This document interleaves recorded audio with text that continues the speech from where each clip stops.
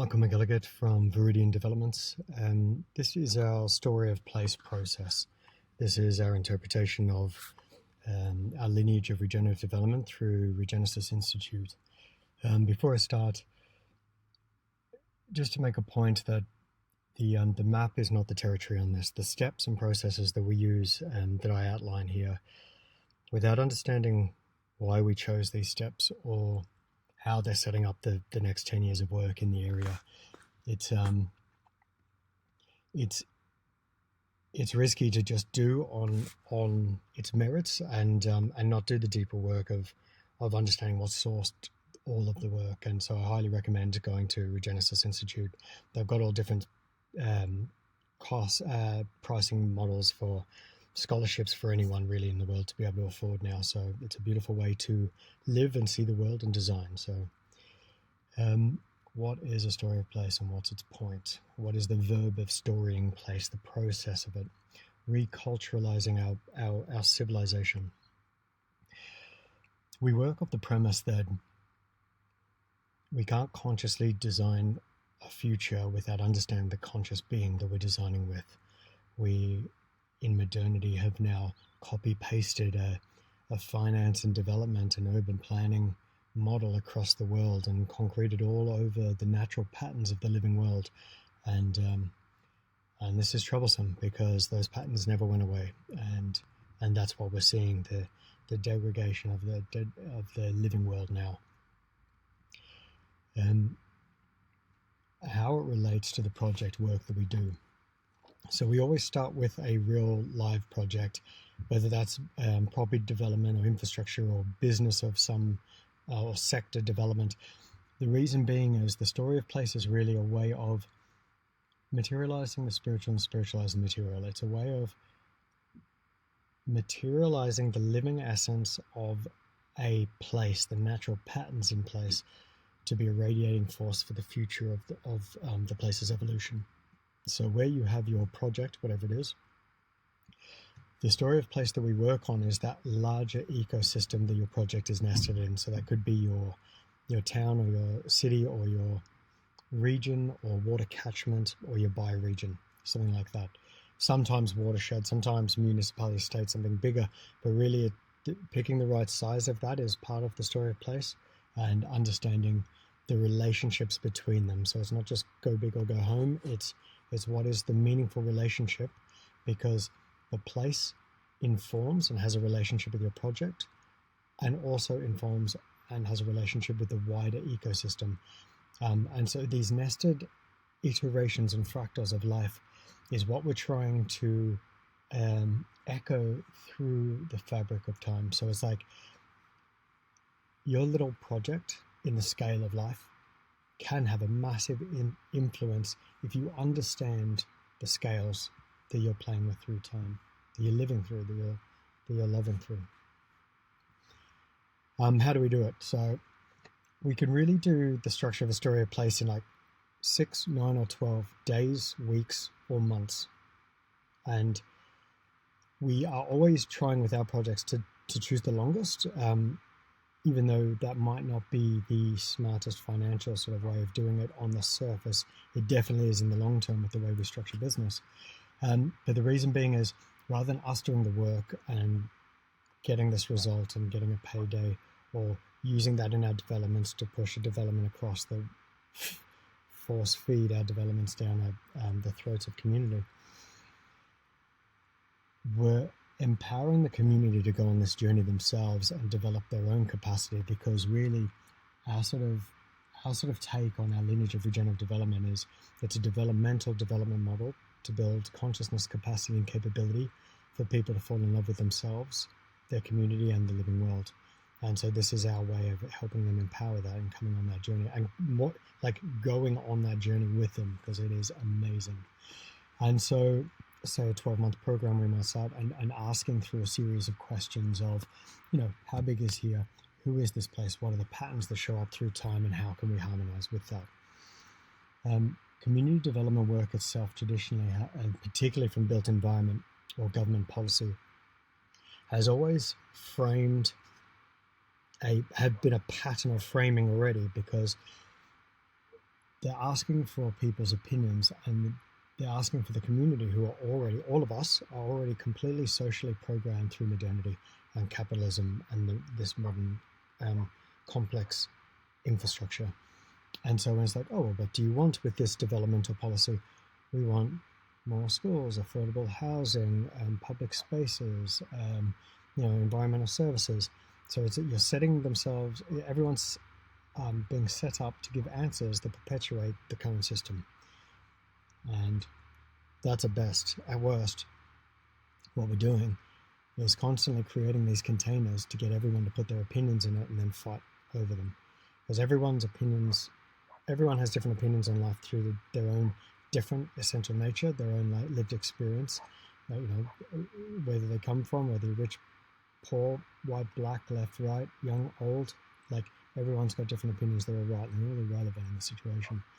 And what's worse is once they put in the container publicly, even though most people will agree on most things when you zoom out, if you make them put it publicly, it becomes their identity, and then they fight for this one thing regardless of the reality of the whole situation. So opinions, bad. What we're looking to do with Story of Place is put place in the container. Everyone is in place because they have a relationship with place, their place. They love their place, so they have something that is important or meaningful to them for being there. So without opinions, we're putting place in the container so we can learn about place, learn how to be in right relationship with it. And when we're relating differently to place in that container, we're also learning about ourselves and how to relate with each other through a third party, not this one-on-one. So place in container, good. Ideally, through the work, what we're looking for is to have community and place in the container in right relationship. So right relationship, very good. So how do we start? Through the lived experience of our lineage of 30 years and everything that's been done in the field, and our trial and error, emphasis on error, over the last 2 years, me kicking about the country and the world, we have learned some lessons. 1, don't force your opinions on people. Don't bring your own opinions. Don't come with opinions. Don't open a container for people to put opinions in. That's 1. We are showing up to go on an adventure with people. There are no experts. No one knows what is good for the future because no one really knows themselves. How can they know place? How can they know themselves and know what to do in this crazy, complex world? We start with first people first, so indigenous people first if we can. Obviously, that's proven hard in the Philippines where we are. So these aren't hard and set rules. It's just mindful things of if you don't skip this step, if you do skip it, there's a reason. Start with a lived experience, an embodied experience before you start with frameworks and cleverness and intellectualism and science and complexity. Start with getting people together in place, experiencing the energy of each other in the world on a cultural experience with first people one way or another. This is just an awesome, fun way to start a project. So do that just for selfish reasons, but also I come from 25, 26 years of construction. I've built everything from every building infrastructure, but anything to do with the built environment. I come from a very hard, value engineered, manly man world. So you wouldn't say I'm a spiritual woo-woo type person, but I do see patterns. I learn from experience slowly. And what I have seen is in the field, for whatever reason, when you get together in nature, in old growth forests, by river systems, whatever, with people in good intention, for whatever reason, all the things you've been struggling with come to light. The ideas and the things you've been struggling with, coming to answers with, will come to you. I don't know why. This is just the pattern that keeps showing up, and everything is great. So people together with good intention in place, very good. So then it's yes, we need hard science. We need maths with poetry. We need the tangible with the intangible, and take that how you like. So we go and we do learn, like make a Zoom session in the middle of the month to sort of get experts in, like get a geomorphologist and get someone that understands the earth, the rock people, in your place, from your place, and they can come and inform, like, hey, this is how the rocks formed in this area. And you also have indigenous people at the table. Well, there's the stories from time of how we interpreted that, how these rocks came together in the beginning. And so you're really getting this holistic picture of this element. And what we're looking for, not so much the maths, really the poetry, we're always looking for patterns. The answers aren't important. What we're looking for is the patterns through time. That's why we start with geology 400-500 million years ago and work towards now. So we get a sequential understanding of how patterns have evolved through time, how they've re-showed up. We can test, we can literally test in time how things have worked and have not worked, i.e. monocrop agriculture, things like this. So it starts with a Zoom session after you've had the gathering to get everyone, just to raise awareness of, like, so people understand how the continent came together or came apart to make that thing happen. And then at the end of the month, each month, you go out for a region gathering, a celebration where everyone gets together, super light. This is all super light and super inspirational and loving and celebration. And you go out and you look for patterns. You might have a famous cave system or a mountain range or a peak or something that's meaningful to your place and has shaped the patterns or culture or story through time. Go out and explore it. Just be with each other.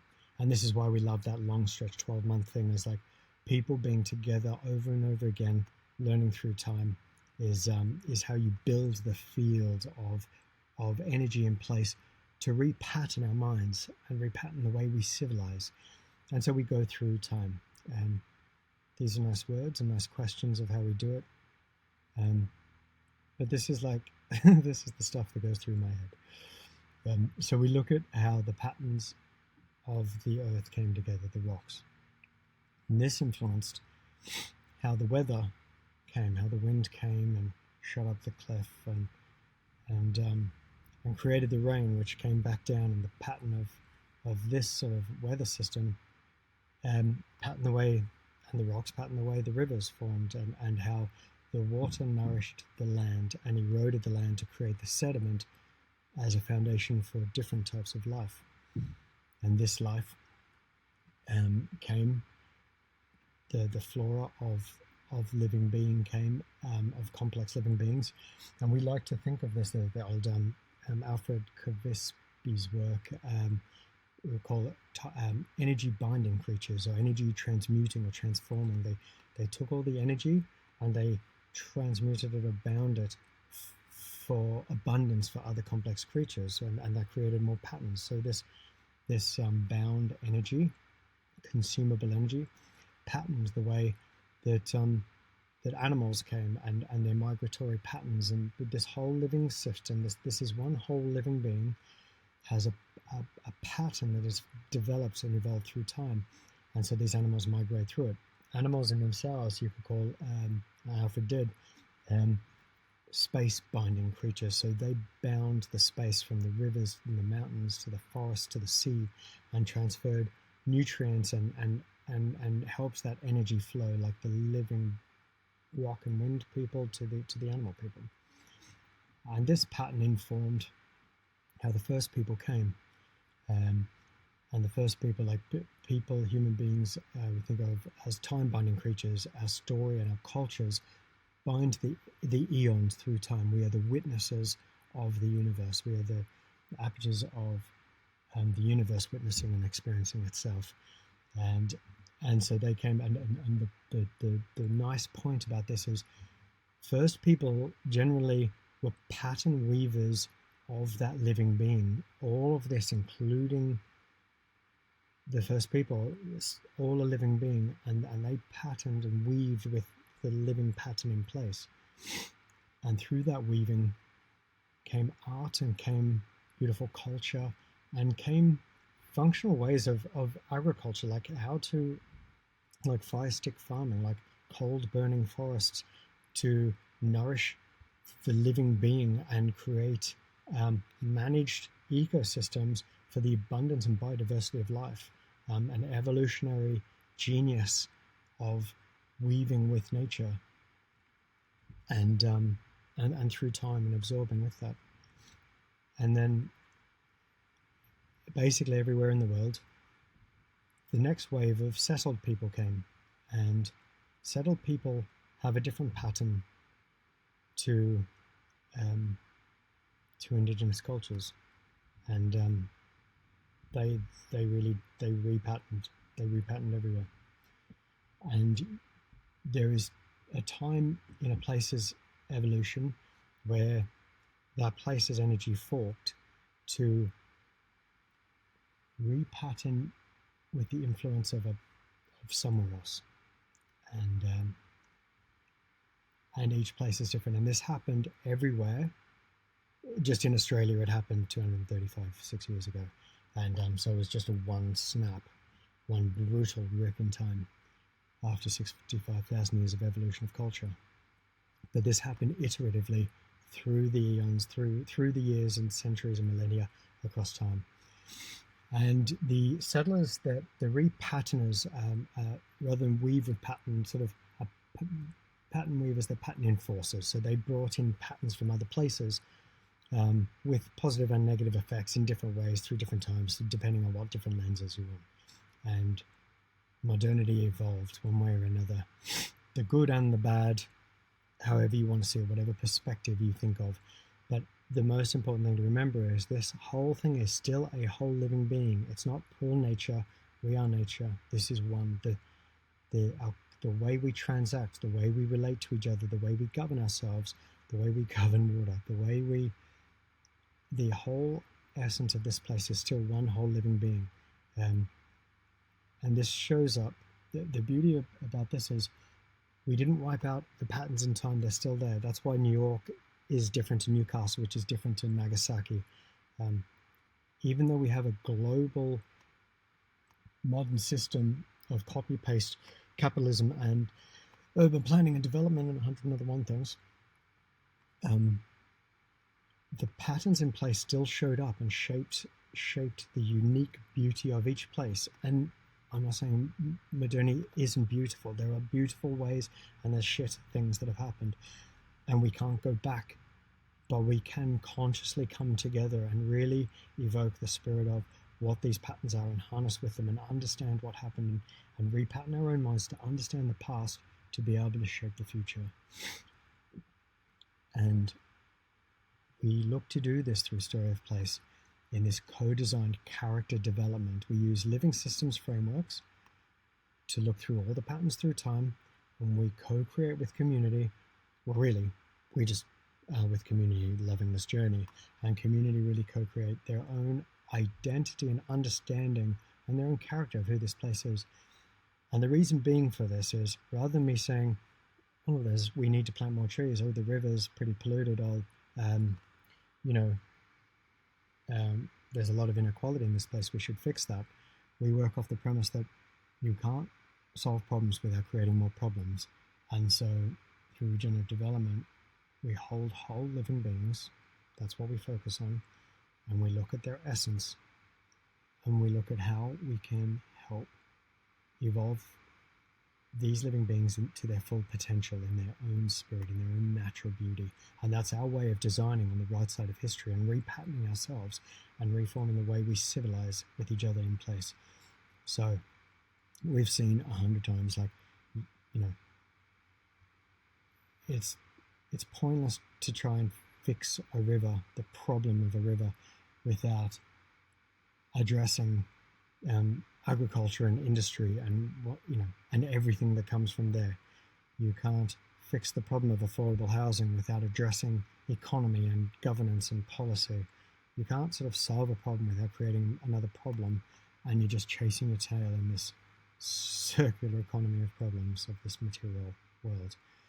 So what we're saying is, another way to look at it is understanding this living being is to grow the metaphorical eucalyptus forest that will nourish this living being till its full potential, and ourselves along on the journey, and understand how to nourish ourselves while developing the living being in place.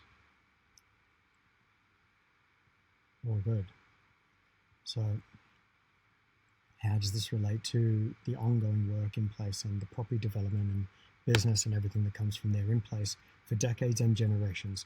How do we materialize this new way of consciously being in the world?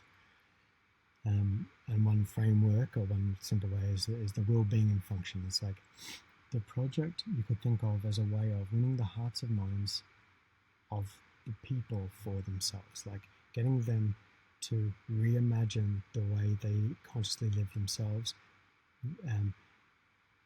recreating this renaissance of regen art, culture, and story, reculturing our people, empowering youth through cultural development, and inspiring new ways to engage in multi-generational activities in place. The being state is really like, how do we consciously be within our systems, and how does this work? And what shows up uniquely to each place can be institutionalized into the running of place through social governance and economic systems.